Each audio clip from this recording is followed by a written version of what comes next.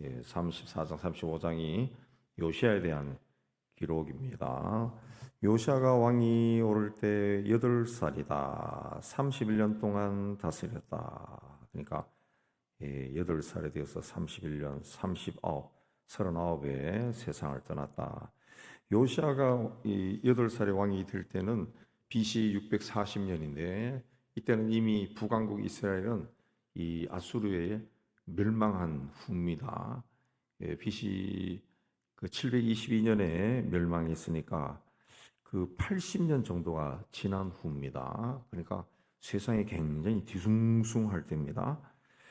그때 이제 요시아가 8살의 왕이 되어서 이제 신앙 부흥의 기회를 맞이하게 되는데 요시아의 이제 뒤를 이어서 아들 요아스가 3개월, 요야김이 11년, 또 손자 요야긴이 석 달째를, 그리고 다시 아들 시드기야, 이렇게 해서 아들 3명과 손자 1명이 왕위를 서로 주고받고 하다가 요시아가 죽은 지 23년 만에 나라가 망합니다.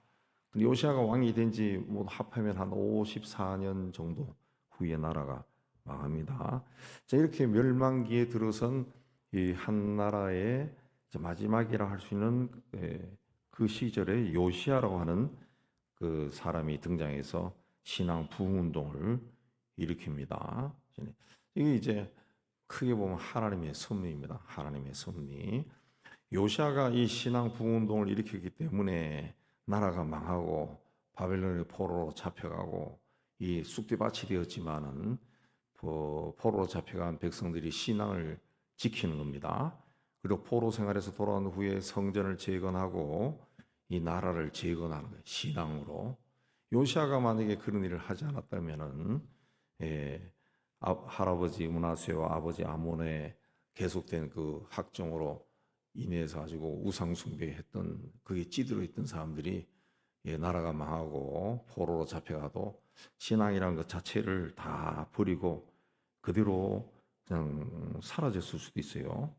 근데 요시아가 부흥 운동을 일으켰기 때문에 이제 이스라엘 민족이 신앙을 가진 채 유지가 되다가 돌아와서 다시 성전을 재건하는 그런 일이 일어납니다. 그래서 이 하나님의 어떤 큰 섭리가 여기에 있다 우리가 볼 수 있는데, 요시아는 요사박과 히스기야와 더불어 다윗의 길로 행한 이 신앙이 있는 대표적인 왕 중에 하나입니다. 오늘 말씀 나오지만 우상을 없애고 개혁을 하고 우상 숭배하던 제사장들을 그 5절에 보면 뼈까지 불살랐다 그랬습니다. 그러니까 할아버지 므낫세도 악한 일을 하다가 후에 우상을 제거하는 일도 했지만 뿌리를 뽑지 못했는데 요시아는 완전히 뿌리조차 다 뽑아버린 거죠. 뿌리조차. 4절을 보면은 막 우상들을 빻아가지고 가루로 만들어 무덤에 뿌리, 우상을 섬기던 자들이 무덤에 뿌리고 그 제사장들 뼈를 또 걷어가지고 또 제단 위에서 불살라 버렸다. 아주 철저하게 하나님 앞에 돌아왔다.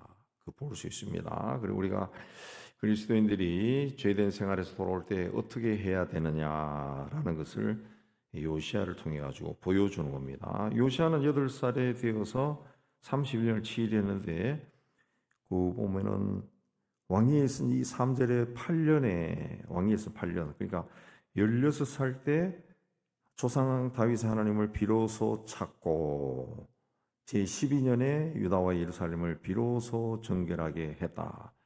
8살의 왕위가 되어서 16살에 하나님을 찾았다라고 하는 것은, 비로소 찾았다라고 하는 것은 16살 이전에는 하나님을 구하지 않았다라는 말이 아니라 16살이 되니까 이제 어른이 된 거죠. 어른. 이제 이스라엘로 의하면 어른이 되어서 자의식을 가지고 스스로 하나님을 섬기기 시작하고 12년 되었을 때, 8살에 왕이 되었으니까 20살이 되었을 때 이제 유다와 예루살렘을 비로소 정결하게 했다.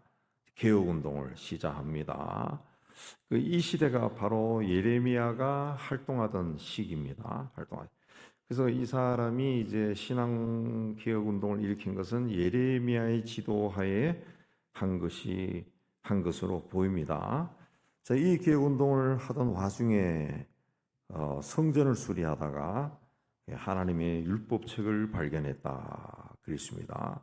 예, 여호와의 전에서 율법책을 14절에 율법책을 발견했다 그랬습니다. 그 성전 수리하다가 율법책을 발견했다라고 하는 것은 그러니까 성전에 있고 다시 제사도 드리고 그렇게 했겠죠. 근데 율법책을 발견했다라고 하는 것은 오랜 세월 동안 이 이스라엘 백성들이 하나님을 떠난 생활을 했다라는 것을 보여주는 겁니다. 그러니까 자기 생각대로 막 신앙생활을 한 거죠. 어떤 이 말씀의 기준이 없이 자기 생각대로 신앙생활 하니까 이 우상을 섬기는 것도 맞는 것 같고 저걸 섬기는 것도 맞는 것 같고 그러다가 이제 우상들이 막 들어와서 섬기게 된 겁니다. 우리나라도 정권이 바뀔 때마다 뭐 개혁한다 그러는데 개혁의 기준이 없어요. 원래 개혁한다 그러면 헌법 정신에 맞춰서 법만 잘 지켜도 개혁이 되는 겁니다. 개혁이 되는 겁니다. 근데 모든 정권이 개혁한다 하면서 이 일을 하는데 뭘 합니까? 자기 생각대로 내 생각이 개혁이야. 우리가 원하는 대로 나라를 바꾸는 것이 개혁입니다. 그게 기준이 없는 거죠. 기준이. 분명히 기준이 헌법이 있죠. 헌법이 있고 법이 있지만은 그걸 안 지키는 거죠. 안 지키는 거죠. 예. 국회도 뭐 다 아시는 것처럼 예. 국회 옛날에 오래전에 선진화법이 만들어져서 예. 다수당이 함부로 법안을 정하지 못하게 했는데 다수당이 되니까 안 하잖아요. 안 하잖아요. 그런 것들이 이제 법을 지키지 않는 거죠. 더군다나 이 사람들이 만든 법도 있지만은 더 중요한 것은 이 신앙의 법, 이 말씀이 있어야 양심에 찔리고 죄의식을 느끼고 올바른 길을 걸어가는데 뭐 우리는 뭐 기독교 국가도 아니니까 그런 것에 벗어나고 또 정치인들이 기독교인이 있어도 항상 하는 이야기가 종교 분리, 신앙과 교회와 세상은 다르다. 이렇게 해서 교회 와서는 거룩한 장로님으로 집사님으로 살지만은 문방문 나가면은 아주 세속적인 사람으로 변해버린 것이 우리나라죠. 그럼 기준이 없어요. 기준이. 그러니까 80년대는 우리나라 기독교인이 뭐 25%를 넘었다. 그리고 뭐 흥분할 정도로 이제는 40%를 향해 간다. 뭐 이런 말까지 들렸지만은 그 기준, 이 말씀을 바탕으로 그게 성경 말씀에 어떻게 이야기하느냐에 따라서 철저하게 살려고 한 것이 아니라 성경 말씀은 오직 교회 안에서만 통하는 거고 세상 밖에서는 성경 말씀대로 안 사는 거죠. 안 사는 거죠. 돈을 벌 때도 수단 방법 가리지 아니하고 권력을 이용해서 벌고 뇌물을 받고 집 사고 땅 사고 그렇게 사는 거죠. 그렇게 사는 거죠. 네, 그렇게 하니까 몇십 년 지나니까 뭐 25%는 뭐 요즘은 15%가 될까 말까 하죠. 예, 실감. 예, 교회에 다니는 것이 부끄러운 시대가 되어버렸죠. 왜 그래 되느냐? 그러니까 그 뭐 크리스찬들이 많고 전도하고 뭐 이래 한다 하지만은 이게 하나님의 말씀이 아니라 사람의 생각대로 하는 거예요. 사람의 생각대로. 사람의 생각. 예. 그러니까 예수를 전한 게 아니라 우리 교회를 전한 거죠. 우리 교회 오세요. 우리 교회 오세요. 우리 교회 목사님 설교 들어보세요.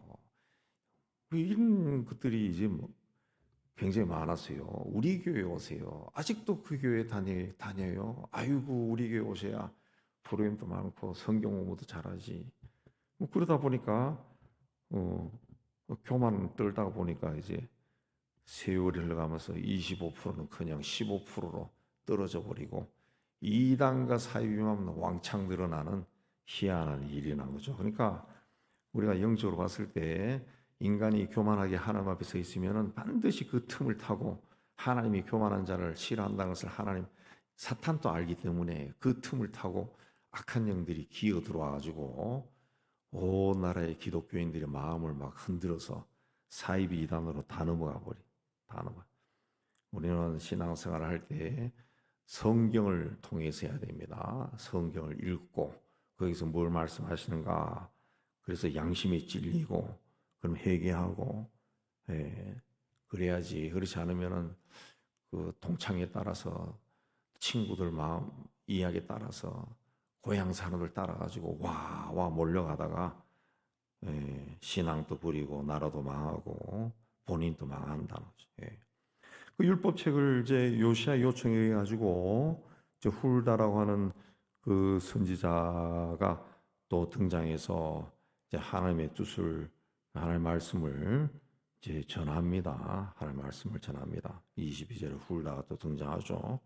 그래서 그 훌다가 그 하나님의 심판이 임할 것이다. 그러나 요시아는 하나님 앞에서 겸손했기 때문에 심판을 겪지 않는다. 그렇습니다. 그래서 요시아는 31년 동안 잘하다가 이제 세상 떠나지만은 그 후에 이제 아들들이 왕이 되었지만은 말씀드린 것처럼 3개월 또 석 달, 열흘, 11년 이렇게 하다가 망해버립니다. 그 망하는 나라가 망할 수밖에 없는 와중에도 그래도 하나님 앞에 서기를 힘썼던 사람을 하나님은 기억한다. 기억해서 31년 동안 나라를 다스리게 해줬다. 그랬습니다.